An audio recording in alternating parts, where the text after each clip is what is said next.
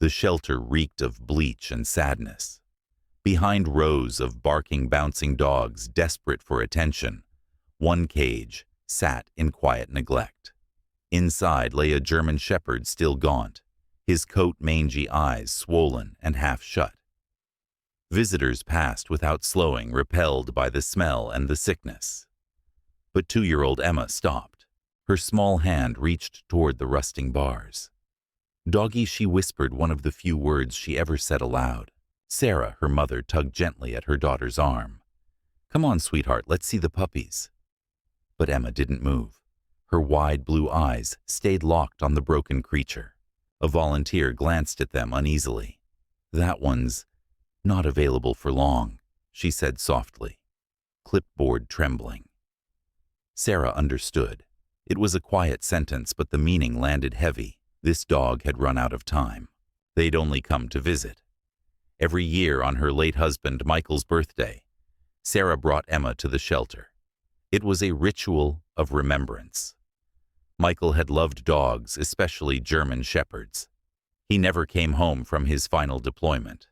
Instead, Sarah had given birth alone, gripping his dog tags, as Emma entered the world early, and fighting. Emma had always been quiet, different. Words came rarely, but when they did, they mattered. The town whispered about delays or autism, but Sarah saw something else, a deep soul in a tiny body. Emma noticed pain, the way other toddlers noticed butterflies. Now she stood rooted, transfixed by the suffering dog that everyone else ignored. "Doggie's sick," she said, clear and calm. "Need help?" Sarah's chest tightened. A young volunteer named Jason approached. "That's Max," he said, kneeling beside the cage. "He's been through a lot." His tone was gentle, but there was no hiding the pity in it. Born to show dog parents, but discarded for imperfections. An old vet took him in, but when the man passed, no one wanted him. Max stirred. Slowly, painfully, he dragged himself to the bars. Emma knelt.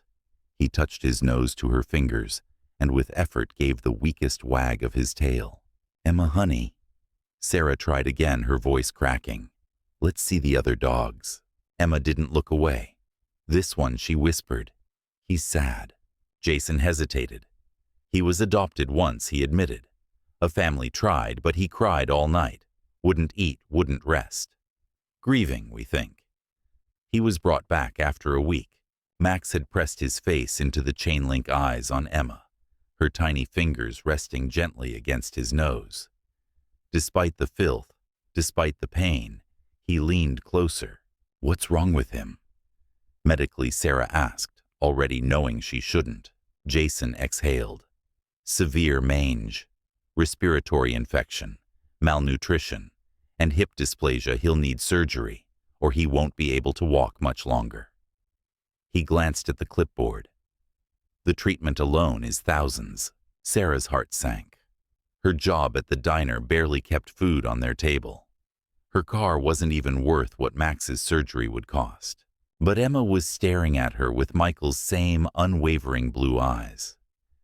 "Please, Mommy," she said softly. Sarah knelt, unsure whether she was shaking from emotion or dread. "Emma, we can't save everyone." Her daughter didn't flinch. "Save one." Sarah looked at Max, at his silent gaze, his fragile body, at her daughter so young, yet seeing something most adults missed, something broken and worthy, something just like them. Sarah swallowed. "Can we spend a moment with him?" she asked Jason, surprising even herself. He nodded quietly, unlocking the kennel. "Just be careful. He's not aggressive, just hurting." Max didn't retreat. He limped forward, slow, deliberate eyes, never leaving Emma. She sat cross-legged on the cold concrete dress, billowing around her knees. Gentle Sarah warned, kneeling beside her. But Emma already knew. Her hand hovered in front of Max's muzzle with feather-soft patience. He sniffed her palm, then, with aching care, licked it. Sarah felt tears rise. "See," Emma whispered, He knows. Knows what, sweetie? Emma placed her hand on Max's head, eyes shimmering. He knows like us. Something in Sarah cracked. Michael would have filled out the adoption papers by now. He wouldn't have hesitated. Jason stood silently by. He's scheduled for evaluation tomorrow. Shelter speak. It meant the dog would be gone. Sarah looked again at Max, at Emma, at everything they'd both survived. She stood up slowly. What's involved in adopting him? Jason's eyebrows lifted. For Max, he asked, surprised. Are you sure? I'm asking about the process, Sarah replied, though her voice betrayed the inner storm. Her heart had already begun writing checks her bank account couldn't cover. He outlined the usual procedure forms, references, home inspection. But for Max, given his urgency, the shelter could expedite things. He doesn't have much time left, Jason added quietly. And he needs care soon. Max had nestled into Emma's lap by then, his gaunt head resting against her, as if he'd always belonged there. Emma didn't speak, just ran her fingers gently through what remained of his fur. Sarah watched, conflicted. I'm a single mom, she confessed aloud, as much to herself as to Jason. I work long hours. I can't afford surgeries, medications. But Emma looked up. Max is coming home, she said with certainty. Jason hesitated, then said, let me make a call. While he stepped away, Sarah crouched beside her daughter and the dog. Emma. Dogs need food, medicine, care. I don't know if we help him, Emma said, laying her cheek against Max's side. Sarah opened her mouth but stopped, because she saw it then. Not just a little girl with a dog, but a bond. A quiet, urgent connection between two beings who'd both known pain, both needed healing. Jason returned. Brenda, the director, can do the home inspection today, if you're serious. We also have a fund for medical needs dogs that might help cover some initial care. Sarah's breath caught. It wasn't a solution, but it was a step. 3 hours later, Brenda stood in their modest living room, nodding approvingly. It's not about perfection, she said. It's about safety and love. The shelter waived the adoption fee. They handed Sarah a box filled with medications, antiseptic shampoos, and a thin blanket for Max's aching frame. The surgery will be the hard part, Brenda warned. Our fund can cover a quarter of the cost. You'll need to raise the rest. Sarah nodded slowly. Her mind was already racing. What could she sell? What bills could she juggle? But when Emma beamed and whispered, "We did it," Sarah knew they'd made the only choice they could. Max was family now. Getting Max into the car was their first challenge. He tried to jump, failed, and whimpered in pain. Sarah winced, kneeling down to lift him, but he flinched, body tense, eyes wide with fear. It was Jason who showed her how to use a blanket as a makeshift sling, supporting Max's hips gently as they eased him into the back seat. Emma buckled into her car seat beside him, her small hand resting on his paw the entire ride. Max, though exhausted, leaned toward her touch, his head brushing her booster seat. Sarah caught a glimpse of them in the rearview mirror and felt her throat tighten. They looked like pieces of a puzzle that didn't belong until you saw how perfectly they fit. At home, the 3 porch steps proved another mountain. Max made it halfway before collapsing. Sarah ran inside, grabbed an old quilt, and together, her arms trembling, they managed to carry and guide him into the living room. He collapsed onto the rug in front of the electric fireplace. Emma, without hesitation, sat beside him cross-legged. Bed, she declared. Sarah almost protested. The living room would be messy. The rug would be ruined. But when she saw Max's bony body finally relax and Emma's little fingers stroke his ears, she said nothing. She simply nodded. Next came the medicine. Sarah wrapped the first pill in cheese and approached slowly, whispering, "It's okay, boy. This will help. But Max turned his head, growling low, not out of threat, but fear. She froze. Emma stood. "Max," she said softly. She took the pill from Sarah's hand and held it out. "Medicine. Good boy." Max sniffed and took it. Later, Sarah used warm washcloths to gently clean his fur. The grime, the smell, the sores, they didn't matter. Not now. By nightfall, Sarah declared it bedtime, but Emma shook her head. "Stay with Doggy." Sarah tried to insist, but hours later when she checked, Emma was curled beside Max on the rug, hand resting over his ribs. Max lifted his head, watching Sarah with tired, protective eyes, then lowered it again, this time onto Emma's tiny feet.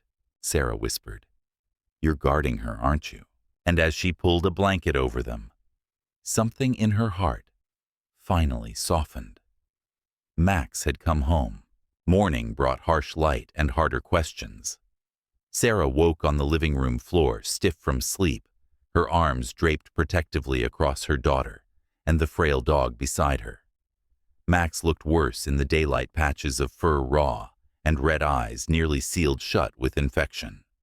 Still, his tail gave a weak thump when Sarah whispered his name. She didn't need a vet to tell her he needed help fast. Emma, still groggy, helped coax Max to take his morning pills. Once again he refused Sarah, but accepted them gently from her tiny hand. The trust between them was instant, unshakable. By mid-morning, Sarah had called the local vet and scheduled an emergency appointment. Then, with trembling hands, she did something she swore she never would. She created a fundraiser. Max the Miracle Dog, the page read. She uploaded a photo of Max and Emma from the shelter, his head resting on her lap, her eyes looking down with quiet love. She wrote with honesty and rawness, a widowed mom, a quiet little girl who spoke rarely, but had chosen this dog without hesitation, and a sick animal who had nothing except their commitment. "I know there are many who need help," she typed. "I don't expect miracles, but if you can help Max, we would be forever grateful." She set the goal at $5,000, then hit publish. Getting Max into the car again took effort. He was weaker than the day before. But they made it to the vet. Dr. Reynolds, tall and steady, examined Max in silence. Emma stood silently beside her mom, watching every motion. "It's bad," Dr. Reynolds finally said. "The skin infection is treatable. The respiratory issue is urgent, but manageable. The hip dysplasia, that's severe." Sarah braced herself as the costs were laid out, more than she'd imagined. Dr. Reynolds suggested rescue groups as a backup plan, but before Sarah could speak, Emma stepped forward. "Max stays." And that was that. Back home, Sarah checked the fundraiser to $15. A few kind words, a few cruel ones too. Her heart ached. For Max, for Emma, for herself. She whispered to Michael that night, "I'm trying, love, but I don't know if it's enough." Each day followed a rhythm, stitched with exhaustion. Sarah rose before dawn to feed Max, administer medication, and care for Emma. Then came the diner, the double shifts, and the silent dread of checking the fundraiser, watching the needle barely move. After 1 week, it read $820. Far from the goal, far from hope. Some donors wrote kind words. "Emma reminds me of my granddaughter. Bless you both." Others cruel. "If you can't afford a dog, don't adopt one." Sarah read each one, the generous and the judgmental, and felt them all like stones in her chest. Then came a call. "I'm Jessica," said a voice. "From the Millfield Gazette. We saw your fundraiser. Would you be open to a story?" Sarah hesitated. She didn't want the town's pity. But Max still limped, and Emma still whispered stories to him as he lay trembling on their rug. "Okay," Sarah said softly, "but focus on Max, not us." The article ran 2 days later. A simple photo, Emma's tiny hand on Max's head. The headline, "Local Child Forms Bond with Dying Shelter Dog." The effect was instant. The fundraiser jumped to $2,400 within hours. Emails, calls, well wishes, and more scrutiny. "Isn't it a bit much?" said a church acquaintance. "That kind of money for a dog." Her late husband's mother called too. "He's going to die anyway." Isn't it cruel to let Emma get so attached? But the cruelest blow came from Brenda at the shelter. "There's been a complaint," she said gently. "A wealthy family saw the article. The Prestons. They say they want Max, that they can provide better care." Sarah's blood ran cold. "But he's already ours." "Yes. Legally, absolutely. But they're influential. They donate a lot." The next day, a black SUV pulled into her driveway. A man in a tailored suit stepped out with his polished wife beside him. "We'd like to talk about your dog," he said with a smile that didn't reach his eyes. "Max is not up for discussion," Sarah replied, placing herself between them and her front door. "We can give him everything he needs," the woman insisted. "We're even prepared to compensate you." The implication hit like a slap. "Max is not a car," Sarah snapped. "He's family." That night she found Emma reading to Max. The dog's head rested on her lap. He was home, no matter what. The next morning, laughter spilled into the hallway, Emma's, light and clear. Sarah rushed from the kitchen to find Max gently licking her daughter's face, tail tapping against the floor like a shy drumbeat. Emma giggled, clutching his ears. "Kisses, Mommy." Max was still weak, still in pain, but he was trying. He was living. And Emma, she was glowing. Sarah's doubts dissolved in that moment. Not the Preston family, not the missing donations, not even logic would take Max from them now. She would work 3 jobs, if that's what it took. But the universe had its own tests. That afternoon in the backyard, Sarah hung laundry, while Emma sat beside Max, reading picture books in the sun. Then, Max barked sharp, sudden. Sarah turned. Emma lay motionless on the grass, her tiny frame, stiff arms, shaking uncontrollably. Her eyes were rolled back. Sarah screamed, dropping the sheet. She sprinted across the yard, dropped to her knees, and cradled her daughter's trembling body.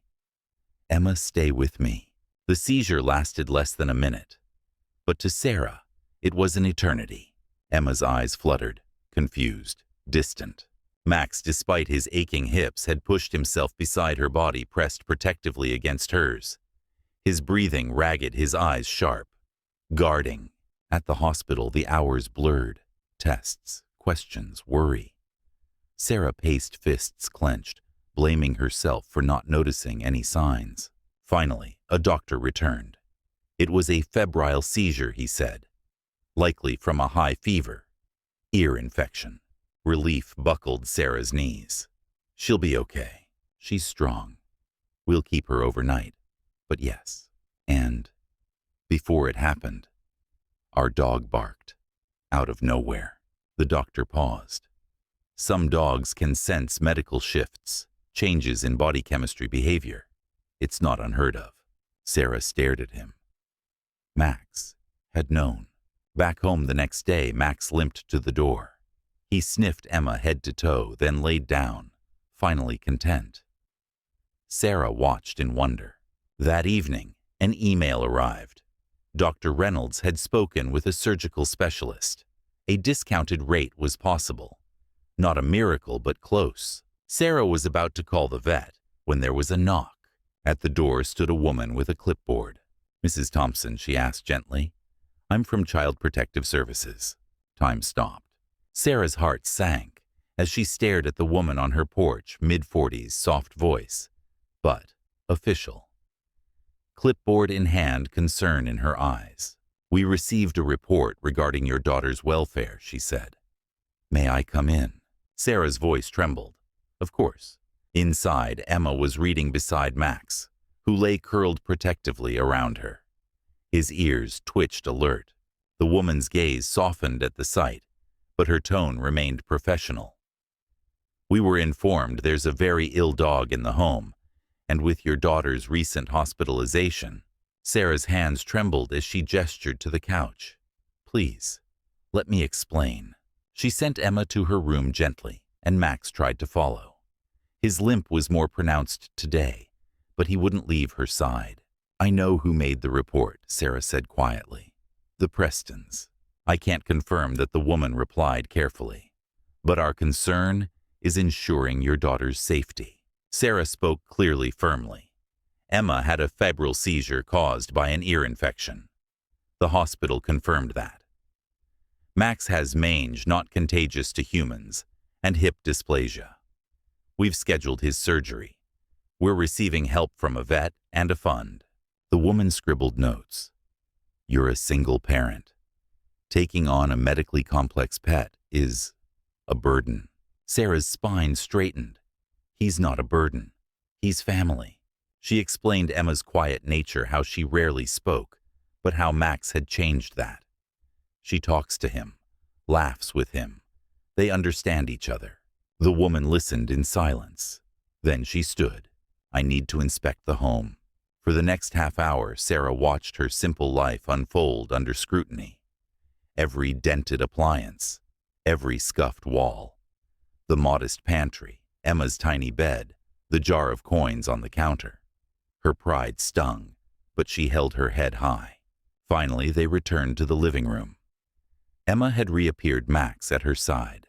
The social worker knelt down, speaking to her gently.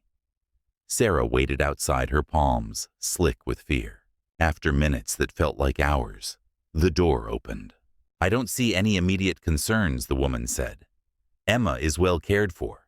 The dog's presence doesn't currently pose a health risk. Relief crashed over Sarah like a wave, but the woman added, there will be a follow-up. If Max doesn't receive proper care, that could change. After she left, Sarah crumpled onto the steps, letting the tears fall freely. Behind her, Emma giggled softly at Max's wet nose. There was no room for self-pity. The surgery still loomed, and they were still short nearly $1,000. That night, Sarah updated the fundraiser. She explained the new surgery discount, Emma's seizure, and Max's uncanny ability to sense it. She included a photo of the two of them, Emma's hand resting on Max's paw, as he looked at her with tired, unblinking devotion. Donations picked up again, slowly but steadily. Many came with notes about seizure alert dogs. Others mentioned how Emma and Max's bond reminded them of their own children and pets. And then her phone rang. A reporter from WKTV News. We'd love to feature your story, she said. The public response has been incredible. Sarah hesitated. The newspaper article had already stirred up criticism, unwanted attention, even threats to take Max away. But they still needed nearly $1,000. Will it help Max? She asked simply. It might, the reporter replied. Human interest stories like yours often bring out the best in the community. Sarah agreed. The news crew arrived the next day, professional, polite, but with eyes that quickly scanned their modest home. Sarah had cleaned as best she could. Emma wore her best dress. Max, freshly washed, lay curled on the living room rug. The reporter smiled reassuringly. Just be yourself. The interview began with soft questions. How did you meet Max? What made you decide to adopt him? Sarah answered truthfully. She spoke about Michael, about Emma's quiet wisdom, about a dog no one wanted and a child who saw everything in him. When asked about finances, she didn't sugarcoat it. I'm a single mom working double shifts. This wasn't planned, but sometimes the right decision isn't the easy one. The reporter paused. What would you say to those who think you shouldn't have adopted a dog with so many medical needs? Sarah looked at Max, then Emma, then the camera. I'd say they're missing the point. Responsibility isn't about having everything, it's about showing up. Max needed someone. Emma needed Max. I just connected the two. The interview ended with soft claps and kind words. But Sarah's heart beat faster now, not from fear, but from the possibility that maybe, just maybe, they were going to make it. That night, Sarah couldn't sleep. She watched the shadows crawl across the ceiling, her heart bouncing between hope and guilt. Exposing their life for donations felt like bartering dignity for mercy. But Max needed the surgery. Time was running out. Mommy Emma whispered in the dark, tugging at her sleeve. "Is Max getting his fixing soon?" Sarah smiled weakly. "Yes, sweetie. The doctor's going to make his hips stop hurting." Emma nodded, satisfied. "He told me they hurt a lot." Sarah froze. "Max told you." "Not with words," Emma said, eyes wide with certainty. "But I know." The news segment aired at 6 p.m. Footage rolled of Max and Emma together, their quiet bond needing no narration. The reporter's voice spoke of sacrifice love and what it means to fight for something broken. Within hours, the fundraiser soared past its goal. Sarah stared at the screen, blinking back disbelief. They had not only enough for surgery, but for all of Max's post-op care. Messages poured in from strangers, friends, even former critics. Some apologized. Others simply said, "Thank you for not giving up." Her phone rang again. Dr. Reynolds. "I saw the piece," she said warmly. "The response has been incredible. We're all set for Monday morning." Sarah looked over at Max, curled beside Emma as always. She sat on the floor and stroked the patch between his ears, whispering, "You're going to feel better soon, boy. We did it." His tail gave one slow wag. His eyes stayed on hers, steady, trusting. But sleep didn't come easily. Sarah crept into Emma's room in the middle of the night. Max lay beside her bed, awake, watchful. He lifted his head when Sarah entered, his gaze flickering from her to Emma, then back again. He whined softly, not afraid, but warning. "She'll be fine," Sarah whispered, assuming he was anxious about the coming separation. "Mrs. Jenkins will stay with her. I'll take you to the vet." Still, Max's eyes didn't leave Emma. He curled back around her, vigilant even in his exhaustion. An unease settled in Sarah's chest. She couldn't explain it. Something was coming. She just didn't know what. The morning of the surgery arrived, wrapped in gray mist and cold drizzle. Sarah stood at the window, arms crossed, heart pounding. Her alarm had barely gone off when she saw Max already awake, still lying protectively beside Emma's bed, just as he had all night. "It's time, boy," she whispered, trying to steady her voice. Max lifted his head, but didn't move. When she clipped on his leash, he looked back at Emma, then back at Sarah. His hesitation was almost human. Sarah had to gently tug to guide him away from her sleeping daughter. Each step was reluctant.